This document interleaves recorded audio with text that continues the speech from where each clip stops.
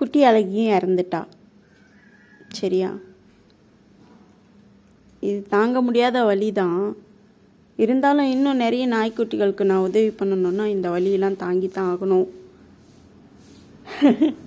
அப்படின்னு நினைக்கிறேன். நான் இப்போ சிரிக்கிறேன், ஆனால் டோட்டோ இறந்தப்போ அப்படி அழுதேன். இப்போவும் எனக்கு அழுக வருது. ஏன் அப்படின்னு தெரியல. நான் ஏதோ தப்பு பண்ணுறேன்னு நினைக்கிறேன். இன்னும் இவங்களுக்கெல்லாம் ஷெல்டர்லாம் போட்டுட்டு தான் இனிமேல் இவங்களை எடுக்கணும் அப்படின்ட்டு யோசிக்கிறேன். ஏன்னா இந்த நாய்க்குட்டிகளுடைய மரணம் எனக்கு நிறைய பாடங்களை சொல்லி கொடுக்குது. இது ரோட்டில் இருந்தாலும் அடிபட்டுருது, வீட்டுக்கு கூட்டிகிட்டு வந்தது எல்லா தடுப்பூசி போட்டாலும் செத்து போகுது.